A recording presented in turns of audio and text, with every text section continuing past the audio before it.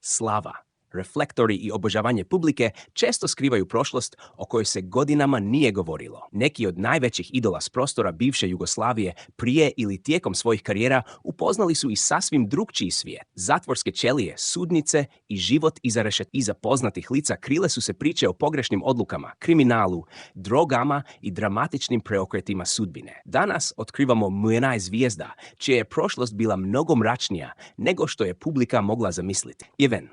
Jovan Janićević, Burduš. Postoje glumci koje publika pamti po desecima uloga, a postoje i oni kojima jedan lik zauvijek postane drugo ime.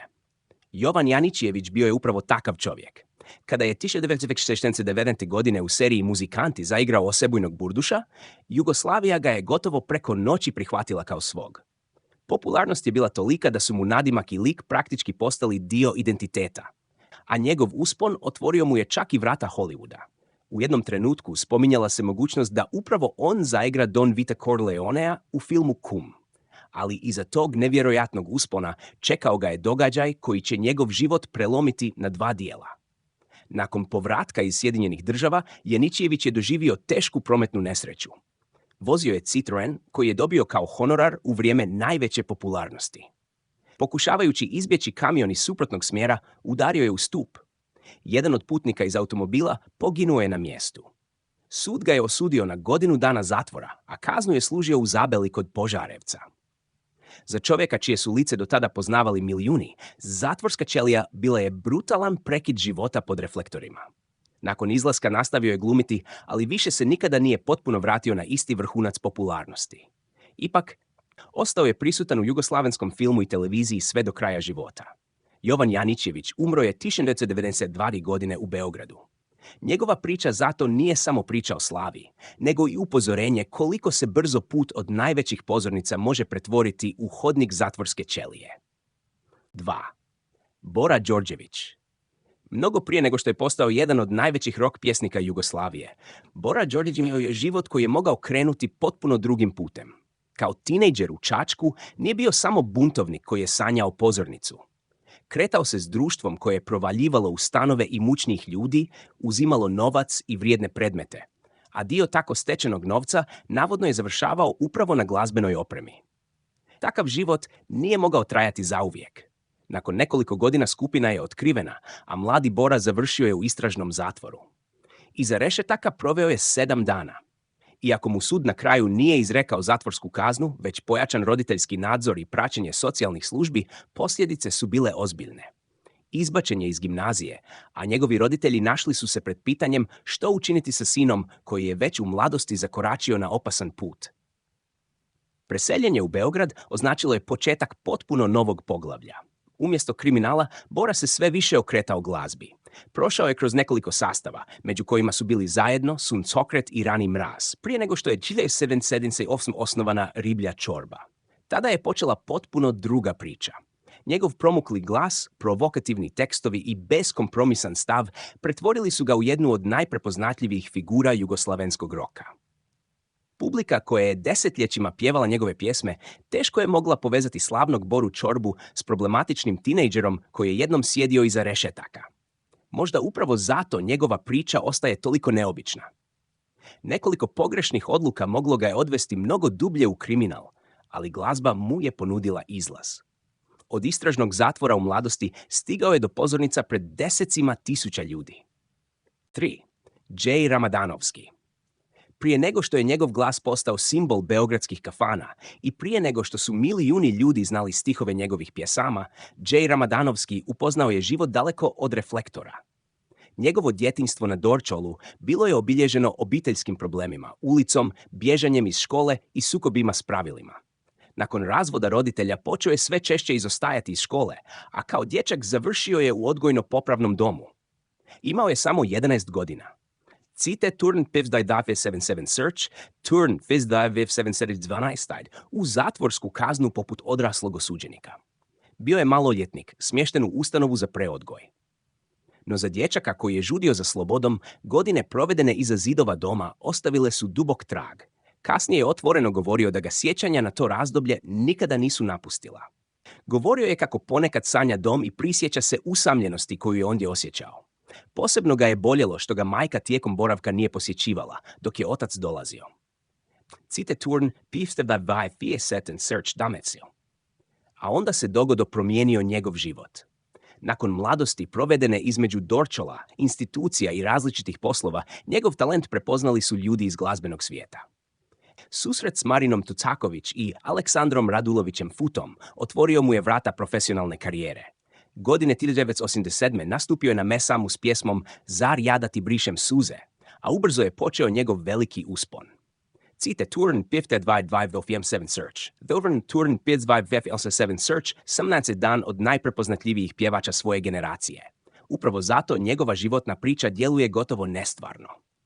Mjesto koje je nekada predstavljalo zatvorenost i kaznu zamijenile su pozornice, svjetla i publika koja ga desetljećima nije zaboravila. 4. Ibrica Jusić. Prije nego što je postao jedan od najprepoznatljivijih dubrovačkih kantautora, Ibrica Jusić prošao je kroz razdoblje života koje se teško uklapa u sliku elegantnog umjetnika s gitarom na skalinama. Kao dječak odrastao je u brojnoj obitelji, a mladost mu nije bila mirna. Problemi s disciplinom i školom na kraju su ga odveli u popravni dom, mjesto koje je, kako je mnogo godina kasnije sam priznao, zapravo promijenilo njegov život. Za Ibricu to iskustvo nije bilo klasična zatvorska kazna, nego boravak u odgojno-popravnoj ustanovi. Ipak, život iza zidova doma značio je stroga pravila, disciplinu, rad i potpuno drukčiju svakodnevicu od one koju je poznavao u Dubrovniku. Zanimljivo je da Jusić o tom razdoblju nikada nije govorio samo kao o kazni. Naprotiv, tvrdio je da ga je upravo popravni dom spasio. Ondje je, prema njegovim riječima, naučio što znače red, odgovornost i rad, a imao je priliku upoznati različite zanate i pronaći smjer kojim će krenuti nakon izlaska. Po povratku u Dubrovnik zaposlio se u kazalištu kao scenski radnik. Bio je to prvi korak prema svijetu kojem će kasnije pripadati cijelim životom. Glazba je postupno postala njegova prava sudbina. Profesionalnu karijeru započeo je sredinom 60-ih, a nastupi na dubrovačkim skalinama postali su njegov zaštitni znak. Godine 1960. Pobjedio je na Zagrebačkom festivalu pjesmom Celuloidni pajac, a zatim je nastavio nizati uspjehe. Od problematičnog mladića iz popravnog doma do cijenjenog šansonijera koji je nastupao diljem svijeta, život Ibrice Jusića jedan je od onih primjera u kojima najteže razdoblje nije postalo kraj priče, nego početak potpuno novog života. Rajović. Danas ga publika poznaje po velikim hitovima, rasprodanim nastupima i karijeri koja traje desetljećima. No prije nego što je Boban Rajović postao jedno od poznatijih imena regionalne estrade, prošao je kroz razdoblje o kojem se mnogo manje govorilo. U Danskoj je čak 2 puta završio iza rešetaka, 2002 i 2004 godine. Cite o Turn 6.555 space view, Turn 6.565 view 1. Ra rometnih kazni koje su se s vremenom nagomilale. Rajović je kasnije objasnio da u jednom trenutku jednostavno nije imao novca da ih plati. Izbor je bio brutalan. Platiti kaznu ili otići u zatvor. Budući da novca nije bilo, završio je u ustanovi otvorenog tipa, a tijekom jednog boravka iza rešetaka proveo je 40 dana. Cite o Turn 6.555 view. Iza te priče nalaz. Boban je tada prolazio kroz ozbiljnu financijsku i psihičku krizu. Nedostajala mu je obitelj, patio je za djecom, a glazbena karijera još mu nije donosila sigurnost koju se nadao. Sam je kasnije, 2004. godinu opisivao kao jedno od najtežih razdoblja svog života. A onda je stigao Boje vina. Postala je veliki hit i potpuno promijenila njegov položaj na estradi. Čovjek koji je samo kratko vrijeme ranije razmišljao kako platiti kazne i izdržati dane iza zatvorskih vrata, odjednom je počeo puniti klubove i graditi karijeru kakvu je godinama pokušavao ostvariti. Cite Turn 6.5 view. Rajović nikada nirske dane predstavljati kao nešto herojsko. Naprotiv, govorio je o njima kao posljedici vlastitih pogrešaka. Upravo zato njegova priča ima tako snažan obrat. Prije nego što su došli veliki hitovi, novac i slava, Boban Rajović morao je naučiti koliko nekoliko nepromišljenih odluka može skupo koštati. 7. Andrija Đogani, Baki B3. Mnogo prije nego što je postao jedno od prepoznatljivih lica dance scene 90-ih, Andrija Đogani, poznatiji kao Baki B3, živio je život koji je mogao završiti potpuno drukčije. Odrastanje u Zemunu obilježili su problemi u školi, loše društvo i sitni kriminal. Sam je kasnije govorio kako su kao tinejdžeri krali Walkmane, provaljivali u automobile i vozili ih dok ne bi ostali bez goriva. Cite o Turn 766 search, Servern 766 search pupmest za rešetaka. Prema njegovim kasnijim svjedočenjima, najprije je proveo 3 mjeseca u centralnom zatvoru, a zatim je prebačen u odgojno-popravni dom u Kruševcu, gdje mu je određeno 2,5 godine. Pokušao je čak pobjeći iz ustanove, ali je ubrzo uhvaćen i vraćen. Cite Turn 763 Turn 766 search Janeđe. Zbog novog kaznenog djela završio je i u zatvoru u Valjevu. Upravo ondje dogodio se preokret. Njegov stric Đole Đogani, koji je tada već gradio uspješnu karijeru, redovito ga je posjećivao i poslao mu pismo u kojem ga je pozvao da prekine s lošim društvom, čita i potpuno promijeni život. Baki je kasnije tvrdio da je to pismo čitao svakoga dana. Cite Turn 76 search scenen. Nakon izlaska SES i glazba zamijenili su ulicu, a tijekom 90-ih Baki je postao dio nove dance scene. Godine 1996 započeo je solo pjevačku karijeru, a pjesme poput Još 5 minuta i Olovna ruka donijele su mu prepoznatljivost. Te Turn 76 search. Njegova priča je transformacija na regionalnoj estradi. Od 15-godišnjaka iza rešetaka do izvođača kojeg je godinama kasnije poznavala cijela regija. Assassin, Dino Bubičić. Prije nego što je njegovo lice završilo na naslovnicama i prije nego što je 2008. ponio titulu mistera Hrvatske, Dino Bubičić imao je prošlost koju gotovo nitko nije očekivao od novog miljenika javnosti. Godinama ranije, dok je još bio vrlo mlad, njegov se život vrtio oko potpuno drukčijeg svijeta, noćnih izlazaka, lošeg društva i droge. Cite Turn 3306 view ono Turn 333006 view 2. Goro daje sintetičkih droga. Sud ga je osudio na 1 godinu i 7 mjeseci zatvora. Prema tadašnjim izvještajima, tijekom policijskog postupanja pronađene su veće količine ekstasija i amfetamina, a Bubičić je priznao krivnju. Kaznu nije odslužio do kraja jer je zbog dobrog ponašanja pušten ranije. Cite Turn 3306 view ono Turn 3306 view 2. Iziše od 20 godina. Mnogo kasnije govorio je kako je upravo to razdoblje doživio kao veliku životnu školu. Počeo je raditi u zatvorskoj kuhinji, najprije perući posuđe, a zatim kao pomoćni kuhar. Tvrdio je da je iz tog iskustva pokušao izvući najbolje i nakon izlaska potpuno promijeniti smjer života. Cite Turn 3306 view neons. Promjena je bila dedina nakon zatvora, ušao je u svijet mode i izbora ljepote, a 2008. postao je mister Hrvatske. Tek tada je njegova kriminalna prošlost ponovno dospjela u javnost i izazvala pravi medijski šok. Čovjek koji je predstavljao ideal muške ljepote, odjednom je morao odgovarati na pitanja o zatvoru i drogi. Cite Turn 3306. Kasnije je o svemu izi od dilera do mistera. Njegov život tako je postao gotovo filmska priča, od mladog čovjeka osuđenog zbog droge do osobe čije je ime nekoliko godina kasnije znala cijela Hrvatska. Cite Turn 3309. 9. Goran Ipe Ivandić. Kada se govori o zlatnom razdoblju bijelog dugmeta, gotovo je nemoguće zaobići Gorana Ipeta Ivandića. Njegov snažan bubnjarski stil bio je dio zvuka benda koji je sredinom 70-ih punio dvorane i rušio rekorde diljem Jugoslavije. Imao je talent, popularnost i budućnost o kojoj su mnogi mladi glazbenici mogli samo sanjati. A onda je jedan događaj njegov život iznenada pretvorio u priču o sudnici i zatvorskoj ćeliji. Cite Turn 722 view godine 1978. Dok pripremao projekt Stižemo, Ivandić je u Sarajevu uhićen zbog slučaja povezanog s hašišem. Umjesto promocije novog albuma, našao se usred velike narkotičke afere koja je tada punila jugoslavenske novine. Sud ga je osudio na 3 godine zatvora. Cite o Turn 722 view Turn 5598 search tberno godine. Za čovjeka koji je samo nekoliko godina ranije svirao pred desecima tisuća ljudi, bio je to gotovo nevjerojatan pad. Bubnjeve, turneje i reflektore zamijenila je zatvorska svakodnevica. Ipak, tamo se istaknuo primjernim ponašanjem, a 1979. godine oslobođen je ostatka kazne odlukom predsjedništva SFRA povodom Dana Republike. Cite Turn 722 view. Nakon izlaska Dogo mnogi smatrali nemogućim. Ipe se ponovno pridružio bijelom dugmetu i ostao s grupom sve do njezina raspada 1989. godine. Njegov život, međutim, nikada nije postao miran.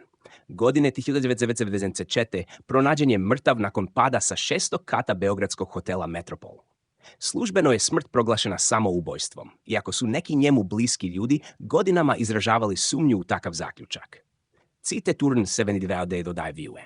Od najvećih pozorn ora pa ponovno do bijelog dugmeta. I Petova sudbina ostala je jedna od najdramatičnijih priča jugoslavenskog roka. 10. Žarko Laušević.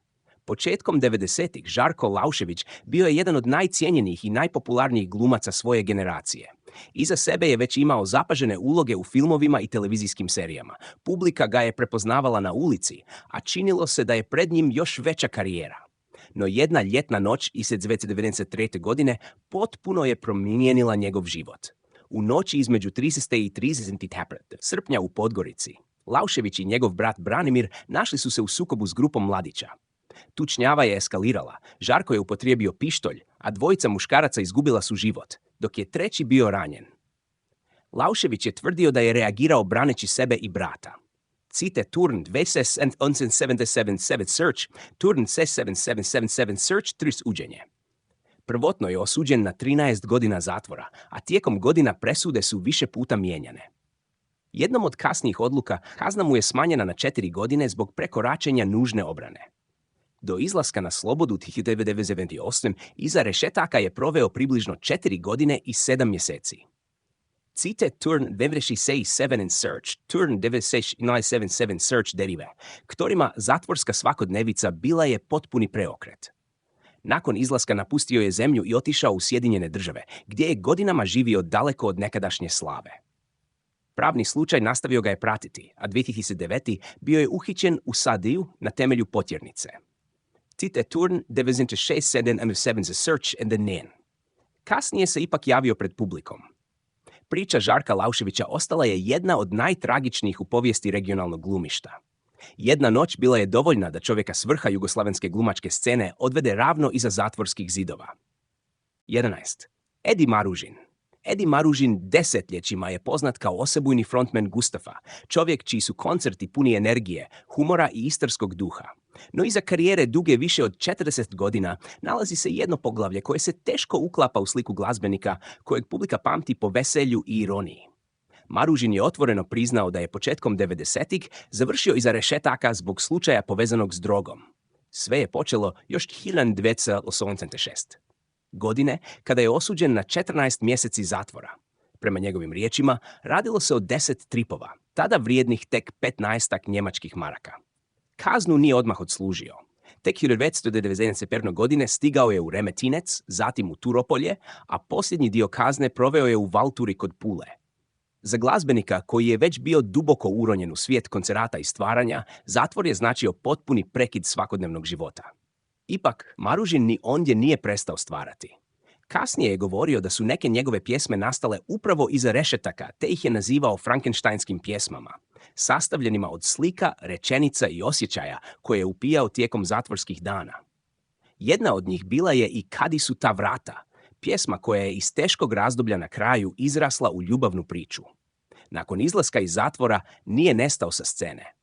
Naprotiv, Gustafi su tijekom 90-ih postali još aktivniji, održavali stotine koncerata i izgradili status jednog od najprepoznatljivijih istarskih bendova. Maružin svoju prošlost nikada nije pokušavao romantizirati. Upravo suprotno, jasno se distancirao od droge. Njegova priča zato pokazuje kako jedno mračno poglavlje ne mora nužno postati posljednje, čak ni onda kada se vrata zatvorske ćelije jednom zatvore iza vas. 12. Stojan Matavulj. Stojan Matavulj godinama je bio jedno od prepoznatljivih lica hrvatskog kazališta, filma i televizije. Publika ga je gledala u brojnim serijama i filmovima, a iza njega su već bila desetljeća glumačke karijere kada je jedna noć potpuno promijenila njegov život. U listopadu 2013. Matavulj je upravljao automobilom na autocesti A3, nedaleko od Sredanaca. S njim je putovala glumica Dolores Lambaša. Dogodila se teška prometna nesreća nakon koje je 32-godišnja glumica preminula od zadobivenih ozljeda. Sud je kasnije utvrdio Matavuljevu odgovornost za izazivanje nesreće iz nehaja. U vrijeme nesreće imao je 0,66 promila alkohola u krvi. Cite Turn 97 peripeći viewer. prvostupanjskom jeseci zatvora uvjetno uz 2 godine kušnje. Međutim, nakon žalbe tužiteljstva Županijski sud u Slavonskom Brodu 2016. preinačio je odluku i pravomoćno ga osudio na 1 godinu bezuvjetnog zatvora. Cite u turn 9973 izvješće View. Matavulj se 30 ru, a izvršenje kazne. Čovjek koji je desetljećima odlazio na filmske setove i kazališne probe, tada je umjesto pozornice ušao u zatvorski sustav. Zbog uzornog ponašanja, pušten je na uvjetnu slobodu nakon 8 mjeseci. Cite turn 9775, no njegova glumačkila. Nakon izlaska, ponovno se vratio filmu, televiziji i kazalištu, nastavljajući karijeru koja je preživjela najteže razdoblje njegova života. Godinama kasnije ponovno je dobivao značajne uloge i profesionalna priznanja. Cite turn 2974 View. Priča Stojana Mata odsjećanje da jedna pogrešna odluka na cesti može u samo nekoliko trenutaka odnijeti jedan život, a drugi zauvijek promijeniti.